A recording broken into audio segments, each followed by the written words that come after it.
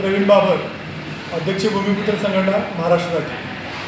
आजची जी press conference आपण आयोजित केलेली आहे ती किसनवीर सहकारी साखर कारखान्याच्या कामगारांची जी कारखान्याच्या मॅनेजमेंटकडून जी देणी बाकी आहे त्या संदर्भामध्ये ही प्रेस कॉन्फरन्स आयोजित केलेली आहे. ही प्रेस कॉन्फरन्स आयोजित करण्यामागचा सगळ्यात मोठा उद्देश आहे की किसनवीर कारखान्याच्या ज्या कामगारांची देणी फार मोठ्या प्रमाणावर अजून खूप वर्षापासून पेंडिंग आहे. आज कारखान्याचे कामगार आत्महत्या करण्याच्या विचारापर्यंत आलेले आहेत. जर याच्यावर जर वेळीच काही निर्णय झाला नाही तर पुढच्या 8-15 दिवसामध्ये किमान 4 ते 5 कामगार वेगवेगळ्या तालुक्यातले आत्महत्या करतील आणि ह्याला सर्वस्वी जबाबदार किसनवीर कारखान्याचे चेअरमन मकरंद पाटील आणि त्यांचे सर्व संचालक मंडळ जबाबदार असेल. आणि ही सगळी भूमिका जेव्हा माझ्यासमोर आली त्यावेळेला मी गेले 4-5 महिने मी ह्या कामगारांच्या आणि शेतकऱ्यांच्या पेंडिंग बिलासंदर्भात काम करतो आहे. आणि मला जेव्हा कामगारांच्या विषयाचं गांभीर्य माझ्यासमोर आलं त्यावेळेला मी हा विषय आज या प्रेस कॉन्फरन्सच्या माध्यमातून आपल्या सर्वांच्या समोर मांडतो. एक प्रमुख 3-4 मुद्द्यांना मी या माध्यमातून स्पर्श करणार आहे. त्याच्यामधले किसनवीरच्या कामगारांचे गेले 39 महिन्याचे पगार या मकरंद पाटलांच्या मॅनेजमेंटकडनं येण्या बाकी आहे. त्याच्यामधले 23 पगार जे आहेत ते मागील संचालक मंडळाच्या काळातले आहेत. ते 23 पगार थकायसाठी यांना 20 महिने लागले, 20 वर्षे लागली मदन भोसलेंच्या काळातले. आणि मकरंद पाटील यांच्या कर्तव्य काळातले 4 वर्षातल्याच काळातले 16 पगार थकलेले आहेत. अशी 39 पगाराची जर रक्कम काढली तर ती जवळपास 85 कोटी रुपयाची रक्कम होते. दुसरा विषय जर घेतला तर हंगामी कामगारांचं रिटेन्शन बोनस जे असतं त्याची रक्कम काढली तर मदन भोसलेंच्या काळातले 6 वर्षातली आणि मकरंद पाटील यांच्या काळातली 4 वर्षातली अशी एकूण 10 वर्षातली जर रिटेन्शन बोनसची रक्कम जर थकीत रक्कम काढली तर ती जवळपास 65 कोटीपेक्षा जास्त रक्कम होत आहे. या मकरंद पाटील यांनी आणि मदन भोसलेंच्या काळामध्ये PFचा जर घोटाळा काढला तर तो अत्यंत महाभयंकर असा घोटाळा आहे. ह्या मॅनेजमेंटनी कामगारांच्या पगारातनं PFची रक्कम तर वसूल केली परंतु ती PF कार्यालयामध्ये केंद्रीय PF कार्यालयामध्ये जमा केली नाही. ती रक्कम साधारण 18 ते 20 कोटी रुपये रक्कम आज पेंडिंग असल्यामुळं आणि त्याच्यावरचं दंडव्याज रक्कम मकरंद पाटलांच्या मॅनेजमेंटनं न भरल्यामुळं आज किसनवीर कारखान्याचे 250 ते 300 कामगार हे निवृत्त झालेले आहेत. परंतु त्यांची PFची रक्कम त्यांना दंडव्याज न भरल्यामुळं कारखान्यानं आज त्यांना ही दंडव्याज ही त्यांची PFची रक्कम मिळू शकत नाही.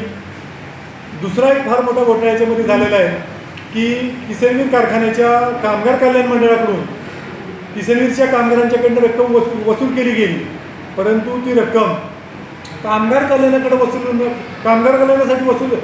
रक्कम खर्च न करता किसनवीर कारखान्याच्या मॅनेजमेंटनं ती वापरासाठी घेतली आणि गेली ती 4 वर्षे झालं ती कामगार कल्याण मंडळाला जी रक्कम परत केली नाही ती रक्कम साधारण 10 ते 12 कोटी रक्कम आहे. दुसरा एक विषय आहे की त्याच्यामध्ये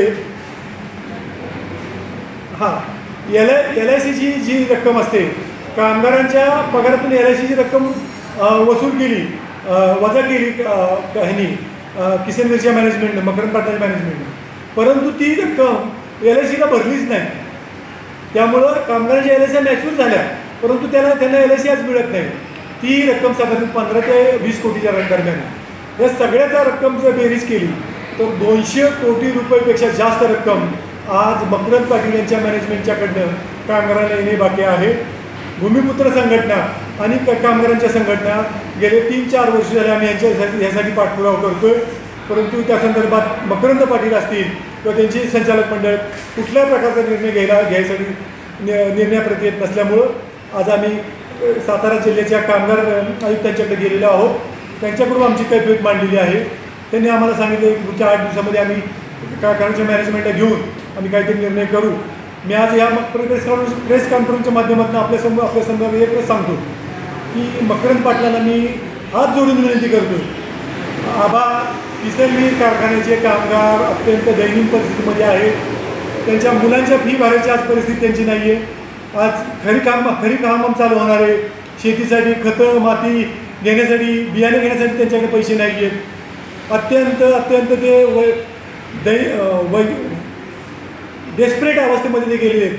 कधीही कारखान्याचे 5-50 कामगार आत्महत्या करतील, स्वतःला पेटवून घेतील, अशा परिस्थितीत कारखान्याचे कामगार आहेत. आणि ही सगळी परिस्थिती घडण्यासाठी एकमेव आणि एकमेव मकरंद पाटील आणि त्यांची ही मॅनेजमेंट जबाबदार राहील.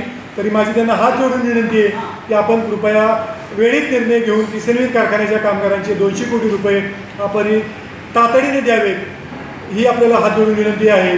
तसेच गेल्या भूमिपुत्र संघटनेच्या कामाबद्दल मी तुम्हाला एक थोडक्यामध्ये सांगतो की गेल्या 3 महिन्यामध्ये जे जे आपण विषय हातात घेतले, की पहिला विषय घेतला होता आपण किसनवीर कारखान्याच्या शेतकऱ्यांचे जे पेंडिंग बिल होतं 120 कोटीचं, त्या संदर्भातलं आपण आंदोलन असेल किंवा सोशल मीडियामधून असेल. परंतु जे लोक अगोदर म्हणत होते की आम्ही हे पैसे दिवाळीपर्यंत देऊ शकत नाही, त्या मंडळींनी गेल्या 21 दिवसामध्ये 120 कोटीचं देणं आजच्या तारखेला 17 कोटीवर आणून ठेवलेलं आहे. ते 17 कोटीसुद्धा या 2-4 दिवसात देतो असं किसनवीरच्या MD जितेंद्र रणवणे यांनी सांगितलेलं आहे. म्हणजे जवळपास हा विषयसुद्धा मार्गी लागलेला आहे. दुसरा विषय आम्ही हातात घेतला होता की प्रतापगड अजिंक्यतारा कारखान्याने सुद्धा वाई तालुक्यामधनं 1 लाख टन ऊस नेला होता. त्याचे पैसेसुद्धा 15 नोव्हेंबरपासून दिलेले नव्हते. या आंदोलनाच्या माध्यमातून आपल्या सर्वांच्या दबावामुळं ते सुद्धा पैसे आज 15 जूनपासून कामगारांच्या खात्यावर जमा होत आहेत. हा सुद्धा आमचा की भूमिपुत्र संघटनेचा आपल्या सर्वांचा एक प्रकारचा विजयाचा आहे. तिसरा विषय आपला आपण जो भूमिपुत्र संघटनेने हातात घेतलेला होता की सातारा जिल्हा मध्यवर्ती सहकारी बँकेमध्ये जी बेकायदा भरती नेहमीप्रमाणे चालली होती की संचालकांचे 5, ह्या संचालकाचे 10, त्या संचालकाचे 15, व्हाईस चेअरमनचे 20, चेअरमनचे 40, अशा पद्धतीने कोटा सिस्टीमने पैसे घेऊन जे भरती चाललेली होती, त्याच्यावर मी माझे मित्र किशोर शिंदे, महादी शिंदे संघटनेचे अध्यक्ष आणि मी प्रवीण बाबर भूमिपुत्र संघटनेचे अध्यक्ष, आम्ही दोघांनी रितसर अभ्यास करून गेले 1.5 वर्ष अभ्यास करून हे सगळं कामकाज कसं बेकायदेशीर चालतं याचा अभ्यास करून आम्ही नागपूरच्या खंडपीठामध्ये रिट अर्ज दाखल करून त्याच्यावर आजच्या तारखेला त्याच्यावर स्टे घेतलेला आहे. गेल्या 3 महिन्यामध्ये हा स्टे उठलेला नाही. आजही ही भरती स्थगित झालेली आहे. ही तिन्ही कामं आम्ही असं म्हणत नाही भूमिपुत्र संघटनेने केली, ही सगळी केली ती तुमच्या आमच्या सर्वांच्या वाई तालुक्यातल्या असतील, इतर 4 तालुक्यातल्या ऊस उत्पादक शेतकरी, ऊस उत्पादक कामगार यांच्या रेट्यामुळे झाली. फक्त आम्ही त्याला साथ दिली आणि हे सगळं काम मार्गी लागलेलं आहे. तर हे सगळं जे काम मार्गी लागलेलं आहे असंच आम्हाला भूमिपुत्र संघटनेला, किशोर शिंदेला, प्रवीण बाबराला साथ द्या. इथूनही पुढच्या काळामध्ये आम्ही निश्चितच जे प्रश्नांचे पुढे येतील ते पुढं अधिक ताकदीनं तुमच्या सहकार्याने मार्गी लावू, एवढ्या प्रकारची मी तुम्हाला ग्वाही देतो.